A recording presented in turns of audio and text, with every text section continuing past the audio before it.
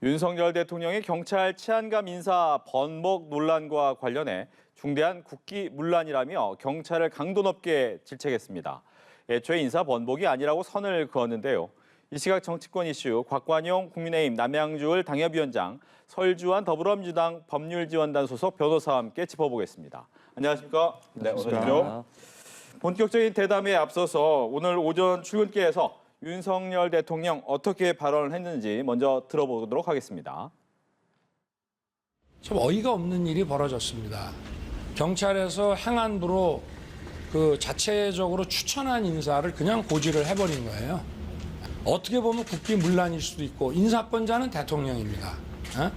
그리고 아직 대통령 재가도 나지 않고 행안부에서 또 검토해서 대통령에게 의견도 내지 않은 상태에서 그러한 인사가 밖으로 유출이 되고 이것을 또 언론에다가 마치 인사가 번복된 것처럼 이렇게 나간다는 자체는 아주 중대한 국기문란 아니면은 이거는 어이없는 공무원으로서 할 수 없는 그런 과오라고 볼 수 있습니다. 네, 국기문란이라는 단어가 두 번이나 나왔고 공무원으로서는 할 수 없는 과오다라고 강도 높은 발언이 있었습니다. 어떻게 들으셨습니까? 좀 이해하기 어려운 일이 일어난 건 사실인 것 같습니다. 그 이슈에 대해서 일각에서 나오자마자 문제가 일어나자마자 제기됐던 여러 가지 이제 이야기들이 있었지 않습니까? 예를 들어서 지금 경찰국 신설과 관련해서 일종의 정부가 경찰에 대한 길들이기 하는 게 아니냐 뭐 이런 식의 어떤 우려 섞인 목소리도 나왔었는데요. 거기에 대해서 명확하게 경찰의 과오를 지적한 것으로 보고 있습니다. 그래서 이제 앞으로 이제 어떻게 된 일인지 이게 사실은 상식적으로 있을 수가 없는 일이기 때문에 네. 경위가 어떻게 되는지에 대해서 좀 면밀히 파악을 해보고 책임자에 대해서는 또 적절한 조치를 하는 그런 일들이 이어질 것으로 그렇게 보고 있습니다. 예, 뭐 이야기를 해주셨다시피 처음에는 이제 이 번복이 왜 일어났을까 길들이기다 얘기가 나오다가 좀 대통령이 강력하게 얘기한 걸 보면 사실관계는 어느 정도 맞는 것 같기도 하고요. 어떻게 들으셨습니까? 일단 왜 과거에는 이런 사례가 없었는데 네. 이번에 갑자기 이런 사례가 일어났을까 이걸 한번 좀 생각을 해볼 필요는 있다고 봅니다. 경찰에서 뭐 이걸 예를 들어서 최종본부가 들어섰는데 이걸 무시하고 발표를 했다? 저는 좀 그럴 리는 없다고 봅니다. 특히나 그 경찰 같은 위기 질서가 굉장히 강력하고 어찌 보면 상황이가 뚜렷하거든요. 그렇죠. 계급제이기 때문에 그렇기 때문에 과연 이것이 왜 이제까지는 이런 일이 없었는데 관행적으로 이렇게 해왔음에도 불구하고 이번에 이런 결과가 뒤집힌 결과가 나왔으며 대통령이 왜 이런 말씀을 하셨을까라고 본다면 저는 좀 이해할 수 없는, 그러니까 경찰이 이해할 수 없는 일인지 아니면 이것을 받아들이는 행안부라든지 아니면 대통령실에서 어떤 좀 착오가 있었던 것인지 저는 일단은 오늘 윤석열 대통령이 과오 내지는 국기문란이라고 하셨잖아요. 예. 그렇기 때문에 누군가 이 이후에 조사가 이루어져서 책임지는 사람이 나와야 되겠죠. 그렇죠. 그렇지 않다면 오늘의 대통령의 말씀은 뭔가 앞뒤가 맞지가 않으신 말씀이라고 생각하거든요. 그렇기 때문에 우리 국기문란이라는 굉장히 엄중한 단어를 쓰셨는데 이것은 어찌되었던 간에 윤석열 정부 그리고 윤석열 정부에서 지금 행안부 장관을 하고 있는 소관 관할 사항의 어떤 문제라고 볼 수가 있기 때문에 저는 이 이후에 누군가 책임지는 모습을 보이는가에 따라서 이 부분을 해석할 수 있을 것 같습니다. 그 누군가가 누굽니까? 글쎄요. 오늘 윤석열 대통령의 말씀으로는 아무래도 뭐 경찰에서 나오지 않을까 싶긴 한데 이건 일각에서 청장 얘기도 나오긴 하더라고요. 네. 네, 그렇죠. 지금 청장이 직을 던진다라는 각오가 있기 때문에 뭐 그럴 수도 있습니다만은 글쎄요. 저는 경찰이 이걸 자의적으로 이제까지와 다른 일을 했을까라는 생각은 좀 의문이긴 합니다. 예. 네. 이제까지는 다른 일은 아니었을 것이다. 평상적인 루틴대로 했을 네. 텐데 뭔가 좀 달라졌다라고 보는 부분이 있어요. 이 부분은 어떻게 들으셨습니까? 그러니까 이게 지금 절차적인 오류에 대해서 대통령께서도 지적을 하신 거거든요. 네. 근데 이게 누군가 의도를 가지고 예를 들어서 뭐 정부의 반기를 들기 위해서 의도적으로 한 일이다 뭐 이런 식으로 또 보기까지는 아직은 뭔가 검증된 게 없으니까요. 그렇게는 좀 어려울 것 같고 아무래도 지금 최근에 이 말씀드린 대로 이 경찰국 신설과 관련해서 정신이 좀 없는 상황이지 않습니까? 그래서 지금 발표한 대로 행안부에서 올렸던 첫 번째 안에 대해서 최종안을 확인하지 못하고 하는 그런 어떤 행정적인 실수 이런 것들이라고 보는 게 지금은 상식적인 것 같고요. 거기에 대해서 지금 변호사님 말씀대로 적절한 책임질 사람이 있다면 책임을 지면 되겠죠. 알겠습니다. 말씀해 주신 것처럼 이제 경찰국 신설이라는 것이 굉장히 큰 포인트가 되겠습니다. 오늘 윤석열 대통령 법무부에도 검찰국이 있다. 따라서 행안부에 경찰국이 있는 것이 큰 문제는 아니다. 있다라고 이야기를 했어요. 이 부분은 동의를 하시는지요? 저는 기본적으로는 동의를 하고 있습니다. 이게 왜냐하면 이 경찰의 행안부가 혹은 정부가 너무 과도한 입김을 또 불어넣을 수 있는 것이 아니냐 이런 우려신데요. 사실 91년도에 그 경찰청이 행안부의 외청으로 독립하면서 나름대로의 독립적인 어떤 권한을 가지게 됐거든요. 그러나 여전히 경찰청이 행안부 소속인 것도 사실입니다. 근데 최근에 이제 검경 수사권 조정이라든지 그다음에 이제 국정원의 어떤 대공 업무들이 또 일부 넘어오는 그런 어떤 일들이 예정되어 있기 때문에 이전과는 다른 뭔가 관리 감독 체계가 좀 필요하다. 이런 필요성에서 과거에는 민정수석실에서 일부 담당하고 있던 이런 기능들을 오히려 공개적이고 투명한 방식으로 이렇게 정부에 설치를 해서 관리를 하겠다는 취지고요. 다만 일각의 우려대로 이런 그 절차들이 이루어진 이후에 행안부의 지나친 개입이라든지 네. 인사를 통한 어떤 압박이라든지 이런 것들은 있어서는 안 될 일이겠죠. 예. 이제 일각에서 나온 것은 당연히 경찰의 권한이 커지면 거기에 대해서 견제할 만한 어떤 장치는 필요하다라는 네. 얘기에서 이제 경찰국에 대해서 옹호하는 입장도 있는데 네. 경찰 입장에서나 민주당 입장에서는 좀 다른 의견인 것 같긴 해요. 일단 뭐 저도 변호사로서 일선의 형사 사건 업무를 하다 보면 네. 제가 지금 느끼고 있는 부분은 지금 논의가 조금 잘못된 부분이 뭐냐면 기존의 경찰에서 하지 않았던 업무를 예를 들어서 검찰의 수사권이 없어지면서 하게 된다. 이런 것은 아니거든요. 1차적 수사권은 대부분 다 경찰이 가지고 있습니다. 지금도 우리가 뭐 검찰에 고소를 하더라도 대부분 직접 수사를 하는 게 아니라 경찰에 내려보내서 관할 경찰서에서 다 조사를 한 다음에 2차 수사를 하는 것이거든요. 보안 수사를 한다든지.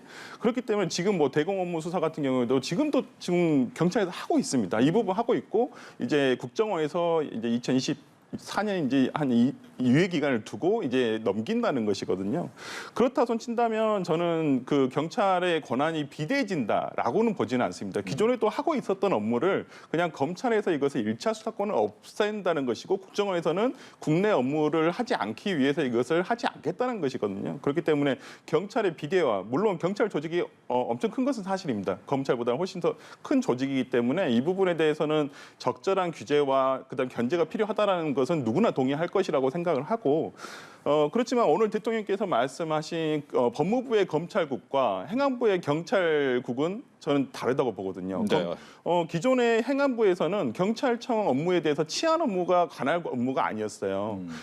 우리가 지금 충분히 아시겠지만은 경찰청을 외청으로 31년 전에 독립을 시킨 것도 예전에 내무부 치안국에서 이것을 독립을 시켜서 수사에 대한 어떤 독립성과 인사에 대한 독립성을 보장해주기 위해서 그렇거든요.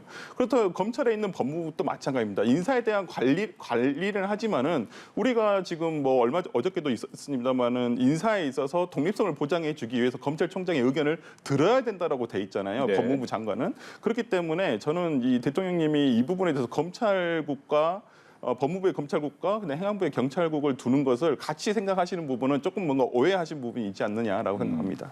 알겠습니다. 관련된 얘기 계속하겠습니다. 검찰 인사도 얘기를 하셨기 때문에 네. 검찰 인사가 말씀하신 것처럼 검찰청장한테 의견을 구하는 네. 절차가 있었습니다. 근데 지난번에는 뭐 추미애 전 장관이나 박범계 장관에서 그 부분이 제대로 안 됐다라고 해서 질타를 많이 받아왔는데 이번엔 청장이 아직 뽑히지 않은 상태였단 말이죠. 뽑히지 않은 상태에서 인사를 하기 때문에 검찰총장 패싱이다라는 얘기가 나오고 있고 아니다 책임 장관한테 인사권을 준 거다라고 이제 대통령은 이야기를 했단 말이죠. 이 부분 얘기를 하겠습니다. 총장이 없는데 어떻게 패싱을 하는지 잘 모르겠는데요. 저는 이 부분은 좀 심플하다고 봅니다. 일단 법적으로 검찰 인사는 네. 법무부 장관이 제청해서 대통령이 하는 것이거든요. 그렇기 때문에 어떤 절차상의 문제가 없다면 통상적으로 가능한 일을 했다라고 보고 있고요.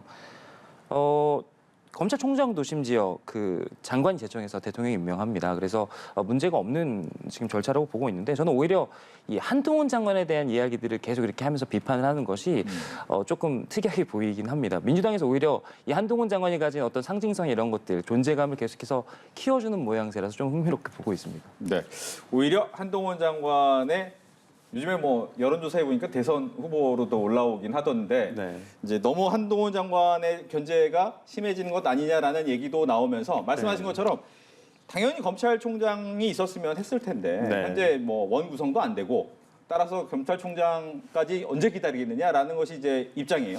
일단 뭐 원구성과 관련해서 인사청문회 문제가 있기 때문에 뭐 적절한 지적이라고 볼 수는 있습니다. 그렇지만은 구성을 지금 지금 5월 10일 날 지금 윤석열 정부가 들어서지 않았습니까? 지금 검찰총장 비워둔 지 얼마나 됐어요? 벌써 저 이렇게 검찰총장이 결석으로 오래 간 적을 거의 본 적이 없는 것 같아요. 근데 일단 뭐 지금 그 검찰총장이 없는 상황에서 그 고위직 검사 인사도 지난달에 다 해버렸었고, 그다음 이번에 부장급 검사도 다 하고, 이제 곧 있으면 그 밑에 이제 뭐 각 부장이라든지 부부장 검사 일반 부부장 검사까지 전부 다 할 것 같은데 네. 이게 과연 만약에 진짜 입장을 바꿔서 윤석열 정부가 아니라 다른 뭐 예를 들어 정부였다고 한다면 이게 정상적인 업무 프로세스인가 약간 싶습니다. 검찰총장이 없는 상황에서 물론 차장이 대리를 하고 있기 때문에 충분히 협의를 했다. 당연히 지금 차장하고 계신 분 윤석열 사단으로 불리던 분이에요.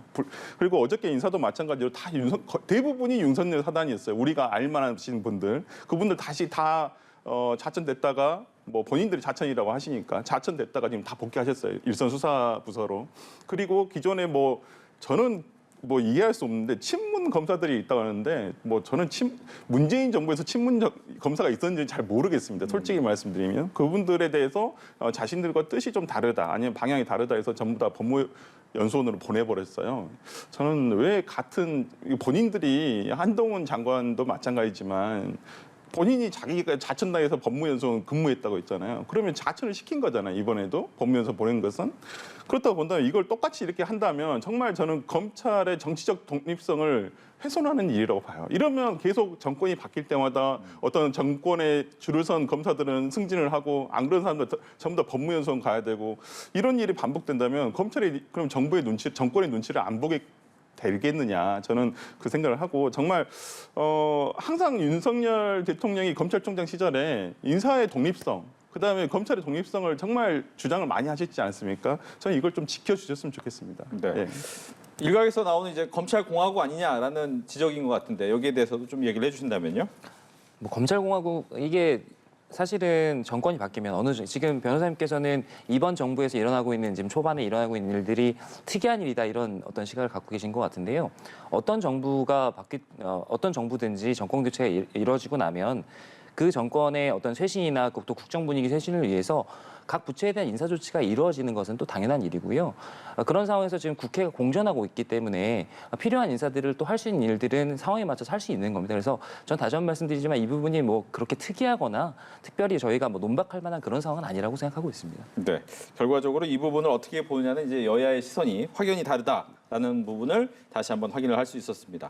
다음은 이제 여야 각각의 내용으로 좀 들어가야 될 텐데 어제 이제 이준석 대표의 윤리위 심판이 어떻게 결정이 될 것인가에 대한 관심이 상당히 컸는데 어떻게 말을 해야 될까요? 2주 뒤로 미뤄졌으니까 네. 조금은 시간을 벌었다 이렇게 봐야 됩니까? 내부 분위기는 좀 어떨까요? 이게 시간을 벌었다기보다는 조금 우려의 목소리가 더 커진 것 같습니다. 왜 그렇습니까? 이게 이 이슈 자체가 저희 국민의힘으로서는 사실은 긍정적인 이슈는 아니고 당내 내용으로 비춰줄 수 있기 때문에 좀 길게 끄는 것이 전략적으로는 좋지 않겠죠. 근데 저도 어저께 한 7시부터 저녁까지 계속 결과를 마음 졸이면서 봤거든요. 네.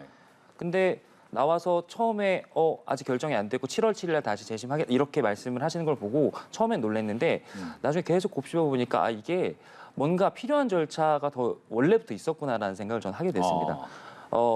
처음에 이 청문 절차 시작되기 전에 이준석 대표가 내가 출석해서 소명할 기회를 달라라고 얘기했는데 공개 회의 좀 하자 이렇게 했죠. 예, 근데 그거에 대해서는 보류하자 이렇게 얘기해놓고 7월 7일 날 할 때는 소명 절차를 갖겠다라고 이제 말씀을 하신 걸 보니까 원래 필요한 그 소명들이 앞에 다 있었던 것 같고 그 과정에서 지금 김철근 실장에 대한 또 추가적인 어떤 징계 절차에 들어가고 이런 걸 보면서 네. 일종의 계획들이 이게 생각보다 단순한 사안이 아니구나라는 생각을 하게 돼서요. 좀 차분하게 지금으로서는 말씀하신 대로 좀 지혜를 모을 시간이기 때문에 기다려보자 이렇게 지금 좀 신중한 입장을 가지고 있는 것이 맞는 것 같습니다. 예.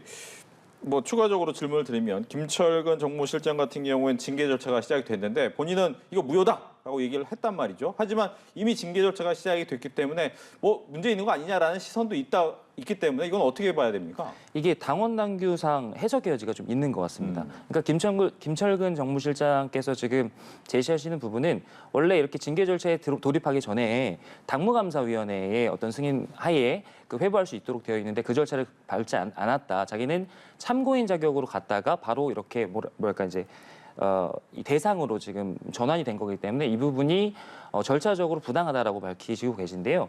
저는 어제 그 이양희 윤리위원장의 발표 중에 그 부분을 좀 면밀히 봤습니다. 이준석 대표에 대한 징계 관련된 부분은 그 성상납 의혹 자체에 관한 것이 아니라 그 이후에 그것을 무마하기 위해서 했던 어떤 그 행위들에 대한 품위 유지, 네, 뭐 이런 증거인멸에 대한 증거인멸에 대한 품위 유지 이런 부분들에 대해서 포커싱을 하고 있고 김철근 정무실장에 대한 것들도 사실은 비슷한 맥락이기 때문에 이게 앞으로 어떤 부분에 대해서 왜냐하면 그 성상납 자체에 대한 부분들은 형사적인 판단도 남아 있고 하기 때문에 윤리 자체 내에서 판단할 문제로 판단하지 않는 것 같습니다. 그래서 앞으로 어디에 포커스가 맞춰서 이 논박이 진행될지가 어느 정도 예상되는 측면이 있었습니다. 네. 다른 당의 얘기지만 네. 뭐 이준석 대표 같은 경우에는 2030에 일반적으로는 남성 표심을 그렇죠. 좀 많이 네. 갖고 간 네. 주요한 선거의 승리의 동력이었다라고 네. 평가를 하고 있는데 이렇게 좀 안에서 당내에서 움직이면 어떻게 외부에서 보고 계십니까? 일단은 청년 정치 전반, 청년 정치라는 주제를 가지고 보면 상당히 애석한 일이죠. 청년 정치를 어찌 보면 이준석 대표가 이끌었다고 볼 수 있고 본인이 제일 앞장서 있다고 볼 수도 있거든요. 그런 면에서 이런 어찌 보면 참 입에 담기 힘든 이러한 사유로 인해서 어찌 되었든 간에 이게 지금 굉장히 어찌 보면 지금 현재에 있어서 어제 오늘 거의 모든 현안들을 다 빨아들이는 이슈가 돼버렸거든요. 네. 뭐 그만큼 이슈도가 그 관심도가 많은 높은 인물이기도 하고 그렇기 때문에 저는 뭐 오히려 저희 민주당 입장에서 봤을 때는 이건 뭐 짜고 치는 뭐 고스톱 아닌가라는 생각도 가끔은 들어요. 아니 이 국정의 이 정말 민생과 경제가 이렇게 혼란한데 네. 이준석 대표의 이런 과거에 이러한 것으로 이렇게 이슈가 빨아들인다면 민주당으로서도 뭐 지금 민생을 위해서 진짜 비대위원장이나 그냥 박홍근 원내대표나 지금 진짜 뭐 주유소에 가서 이거 지금 기름값 보고 이러고 있는데 네. 전혀 그런 것들은 부각이 안 되고 오히려 정말 이준석 대표에 대한 이러한 확인된 사실인지 확인 안 된 사실인지도 모르겠습니다만은 이것으로 이슈가 이렇게 흡입이 된다는 것이 좀 어찌 보면 참 정치 전반으로 봤을 때는 과연 바람직한 일인가라는 생각도 약간 민주당한테는 이슈를 오히려 뺏긴 것 같은 네, 느낌이 네. 들어서 좀 안타깝다라고 네. 얘기를 했는데 이 와중에 이준석 대표 같은 경우에는 혁신위를 이제 완전히 꾸렸어요. 혁신위 보니까 좀 젊은 사람들이 확실히 많다라는 생각이 드는데 당내에서는 이 혁신위에 대해서 두 가지 시선이 있잖아요.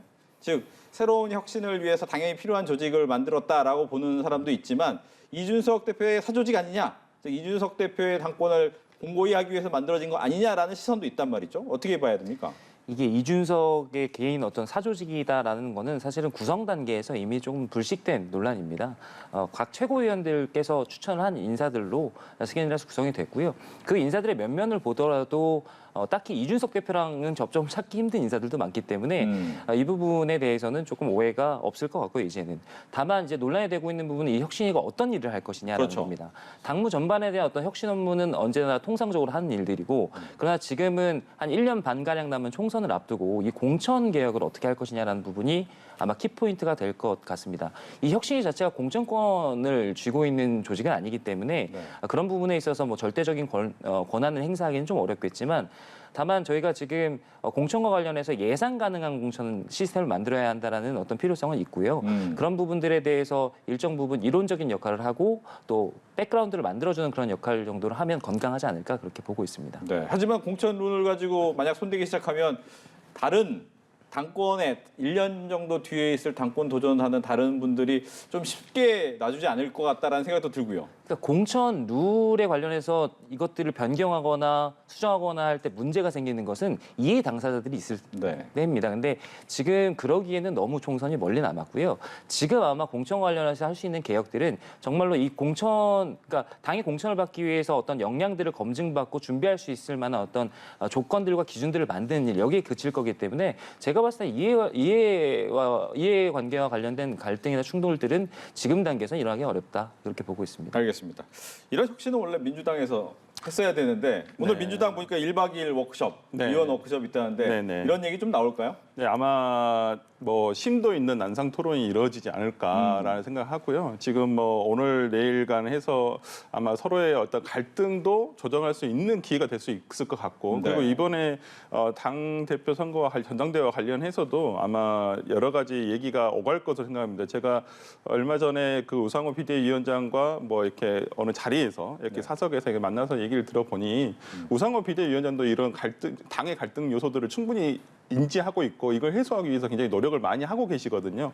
그 어느 계파에 치중하지 않고 이런 부분에 대해서 당내 어떤 뭐 잡음이라든지 갈등 요소로 보이는 부분들을 상당히 많이 해소를 하기 위해서 노력을 하고 계시고, 저는 이번에 이 1박 2일의 어떤 워크숍이 상당히 큰 계기가 되지 않을까라는 생각도 합니다. 이 부분에 대해서 어떤 의원들이 모여서 이제까지 좀 그 당선 직후에 이런 워크숍을 가진 적은 있지만은 이렇게 워크숍을 가져본 게 상당히 지금 현 국회의원들도 한 2년 만에 처음일 거라고 생각을 하고, 네. 아마 이 부분에 관해서 아마 전당대회, 그다음에 지금의 당의 어떤 뭐 여러 가지 산재에 있는 문제들, 이런 부분에 대해서 정말 끝없는 난상 토론을 통해서 저는 어찌 보면 이 이후에 다음 주가 됐을 때는 민주당에서 또 다른 메시지가 나오지 않을까 생각합니다. 예. 네. 아마 2년 정도 된 건 이제 코로나도 있고 네, 그래서 네, 이제 네. 대면으로 모이는 네. 것이 쉽지 않았기 때문인데 두 가지가 궁금합니다. 저도 이 대면 토론, 난상 토론에서 두 가지 정도가 궁금한데, 뭐 하나는 뭐 이재명 의원의 전당대회 출마에 네. 대한 윤곽이 나올 것이냐. 또 하나는 박지원 전 비대위원장이 이번에 네. 최강욱 네. 의원의 이제 그 징계 때문에 얘기를 하면서 철험의 얘기가 다시 한번 불거졌단 말이죠. 네. 철험의 해체 두 가지가 과연 어떻게 될 것이냐인데 첫 번째 질문은 그러면 철험에는 어떻게 됩니까? 철험회를 어떤 뭐 구성이 어떤 이렇게 예를 들어서 철험회는 정말 그 민주당 내나 아니면 국회 내에 있는 정말 그 여러 스터디 모임 중에 하나거든요. 네. 정말 그 공모입니다. 예, 그냥 공부 모임입니다. 진짜 제가 한번 여쭤봤어요. 김남국 의원한테 실제로 철험회가 어떠한 조직이나 뭐 이렇게 일관된 뭐 이렇게 예를 들어서 뭐 지휘 예를 들어서 이번에 뭐 어떤 법안을 내겠다 이런 것을 했을 때 하는 게 아니라 그냥 이렇게 어떤 개혁 입법이라든지 어떤 조금 그 민생 현안 입법에 있어서 좀 진보된 어떤 좀 우리 국민들에게 조금은 도움이 될 만한 어떤 요소들이 없을까, 이런 부분에 대해서 서로 논의를 하고 스터디하는 모임이지, 이게 누구 한 명에 의해서 움직인다거나 계파로 불릴 만한 성질은 아니거든요. 그래서 좀 이렇게 철험회라고 하는 거에 대해서 상당히 좀 오해를 받고 있다는 부분에서는 조금 억울한 면도 없지 않아 있다라고 생각을 하고, 뭐 저도 거기에 대해서 뭐 그냥 스터디하는 모임이라고만 알고 있지 철험회가 어떠한 뭐 특별하게 어떠한 그 방향을 가지고 움직이는 집단은 아니다라고 알고 있고요. 그래서 철험회 해체, 저는 뭐 해체하는 것도 문제는 없을 까 봅니다. 아니 다른 데 모여가지고 밥 먹거나 또 공부하면 그걸 누가 어떻게 알겠습니까? 그렇기 때문에 저는 철험회에 소속된 어떤 민주당 국회의원들의 기존의 어떠한 역할이라든지 활동 내역들을 보고 좀 너무 개혁적인 건 아니냐, 너무 시끄러운 건 아니냐 이렇게 생각하시는 국민들도 계시다는 것은 알지만은 그분들이 어떠한 뭐 권력적인 그런 걸 가지고 그렇지는 않습니다. 또 뭐 그리고 예를 들어서 뭐 철험회가 뭐 예를 들어서 친명계다 이렇게 얘기하시는 분들도 계시는데 그건 전혀 아닌 것 같습니다. 알겠습니다. 뭐 그 부분은 또 그렇게 얘기를 들었고, 네. 이재명 의원 같은 경우에 전당대회를 나갈 것이냐 안 나갈 것이냐 의견이 분분했는데, 뭐 최근 보도된 내용을 보니까 김두관 네. 의원을 만나서 좀 도와달라라고 얘기한 걸 보면 나가려는 마음을 굳힌 거 아니냐라는 예, 뭐 얘기를 했습니다. 네. 그런데 전해철 의원이 원래는 자기 당대표 나가겠다고 얘기를 했다가 네, 안 나가겠다. 네, 그렇습니다. 왜냐하면 대선에 책임을 지는 여러 가지 책임이 있는 사람들은 안 나가는 게 좋겠다라는 의견을 또 재선 네. 의원들이 냈기 때문에 안 네. 나가더라고요. 네. 어떻게 되는 겁니까, 이재명 의원은? 아니 뭐 저는 전해철 의원님도 나왔으면 좋겠다는 생각을 했어요. 네. 저는 기본적으로 지금 뭐 민주당 내에서 벌어지고 있는 뭐 누구는 나가지 말아라, 뭐 책임 있는 사람 나가지 말아라, 뭐 누구는 그러면 나가지 말란 말은 많은데 나가라는 사람 말은 없어요. 그럼 누가 나가야 적당한가? 저희끼리도 모여서 가끔씩 얘기를 합니다만은 그러면 이재명 의원 말고 누구를 내세워야지 그러면 어떤 국민들로부터 민주당의 어떤 개혁과 쇄신 그리고 다시 사랑을 받을 수 있는 정당으로 거듭날 수 있을 것인가라는 걸 생각을 해보거든요. 저는 그 부분에 대해서 그 당 내에서 누군가 자신이 있거나 그럴 때 뭐 원외이든 원내이든 뭐 가리지 않고 도전을 하고 싶은 분들은 하셔가지고 당원들과 국민의 뜻에 따라서 선출이 된다면 그건 그 당의 또 운명이라고 생각을 하거든요. 그렇기 때문에 뭐 이재명 의원이 뭐 나온다 안 나온다에 대해서 나가라 말아라 이렇게 서로 얘기할 필요는 없다고 봅니다. 그 부분에 대해서. 그렇다고 이재명 의원이 만약에 당대표가 되면 민주당이 개혁되지 않고 쇄신되지 않은 것인지 저는 그것도 한번 정말 물어보고 싶고 뭐 유력한 주자에 대해서 견제의 심리라고는 생각을 하지만은 저는 그 부분에 대해서는 뭐 나가지 마라 이렇게 얘기할 필요는 없다고 봅니다. 예, 어떻습니까? 민주당에서 이재명 의원이 당 대표로 나올까요? 저는 뭐 나오실 거라고 보고 있는데요. 네. 이게 좀 원론적인 말씀들을 쭉 들으면서 저도 이제 코멘트를 드릴 부분들이 있어서 먼저 지금 당내 분위기에서 이 철험회가 아까 전에 단순한 공부 모임 이상의 것이 아니다 뭐 이렇게 말씀하셨는데 실제로 최강욱 의원 징계 관련해 가지고 뭐 횃불 들어야 된다 이런 표현들을 하는 거 보면 그렇지는 않고 나름대로의 어떤 목적 지향과 결속력이 있다라고 보는 것이 상식적일 것 같고요. 두 번째는 이번 그 워크숍이 어떤 당내 갈등의 해소의 계기가 될 것이라는 전망도 제가 봤을 때는 이재명 지사가 어떤 거취 표명을 하기 전까지는 저는 좀 어려울 것 같다라고 보고 있고요. 말씀하신 대로 이 당내의 압력들을 어떻게 이재명 의원께서 뚫고 나가느냐 그게 이제 관건일 것 같습니다. 그러니까 친문 진영의 소위 말하는 친문 진영의 유력한 당대표 후보라고 불렸던 그 전해철 의원 그리고 본인께서도 당권 도전에 대한 강한 의지들을 여러 번 시사하셨던 것이 기억이 나는데 그분께서 나는 불출마하겠다라고 얘기하면서 책임 있는 사람들은 모두 다 나가지 말자라고 얘기하는 것 자체가 상당히 큰 압력일 수 있고요. 네. 그다음에 또 하나의 또 그 변수는 아까 그럼 누가 나가란 말이냐 이 부분이신데 사실은 대안이 저는 없지 않다고 봅니다. 소위 지금 당내 97라인이라고 하고 있는 그 새로운 세대나 새로운 계파의 등장 그런 부분들이 오히려 당세신의 어떤 본질적인 계기나 이런 것들을 불러올 수 있기 때문에 완전히 이야기되지 않았던 새로운 대안을 찾는 것도 사실은 방법일 수도 있을 것 같습니다. 예. 그 부분과 관련해가지고 97 그룹이라고 요즘 불리는 뭐 90년대 학번의 70년대생들 의원님들이 계세요. 저는 그분들 다 나오시면 된다고 봐요. 당대표 후보를 막지 않습니다. 아무도 민주당에서 그분들 입후보하는데 누구도 너 나오지 마세요 이렇게 하지 않아요.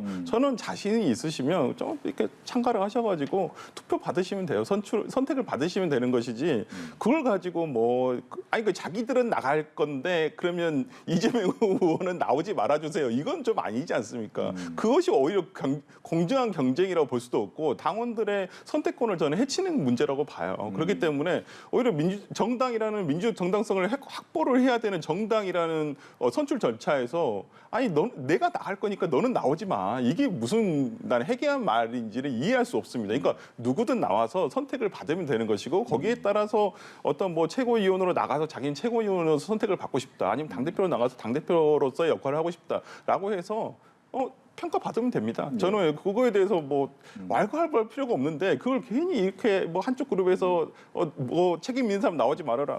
지난 대선 때 솔직히 패장은 말이 없으신데 여기 같이 했던 민주당 전체 중에서 누가 그럼 책임 없는 사람이 누가 있습니까? 조금씩이라도 그 책임은 다 나눠 가질 수 있는 겁니다. 그렇기 때문에 저는 전당대회와 관련해 가지고 그 룰대로 그러니까 지금 뭐 비대위에서 어떤 좀 룰이 정해지고 있잖아요. 그러니까 전당대회 준비위원회도 꾸려졌어요. 지금 네. 그렇기 때문에 그 부분에 대해서 이제 정해진 룰대로 일단 다 나와서 한번 싸워봐라. 네, 그럼요. 네. 그래야죠. 알겠습니다.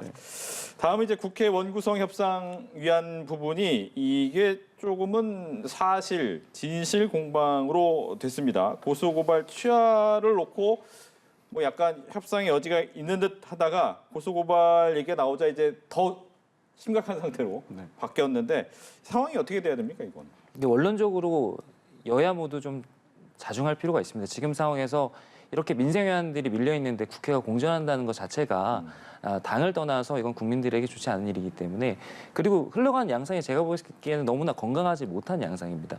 초반에 법사위를 관련된 충돌 자체도 약속을 지키느냐 마느냐 어떤 이런 문제에 설전이 오갔던 것이고 사실상 원구성에 있어서 아주 결정적인 무슨 영향이 있는 그런 이슈는 아니었지 않겠습니까? 그래서 그런 부분들도 보면서 좀 안타깝다 싶었는데 최근에 나온 지금 이 논의는 오히려 조금 더한 것 같아요. 제가 봤을 때는 대선 기간에서 나온 고소고발 가지고 일종의 딜을 했다라는 것에 대해서 우리가 언제 그랬냐, 너희가 그랬다, 뭐 이렇게 해서 싸우는 모양새인데 사실 원구성 협상이랑 아무 관련이 없는 이런 이야기들은 지금은 좀 자제하시고 오히려 민생 현안 해결을 위해서 국회를 다시 일하는 국회로 만들 수 있게끔 양당 뭐 대승적인 차원에서 빨리 합의를 이루시는 것이 필요해 보인다 이렇게 생각합니다. 네. 법사위 그냥 주면 끝난다라고 이제 국민의힘 얘기하는 거예요. 예, 우상호 비대위원장 이 부분에 정확하게 얘기했습니다. 줄게.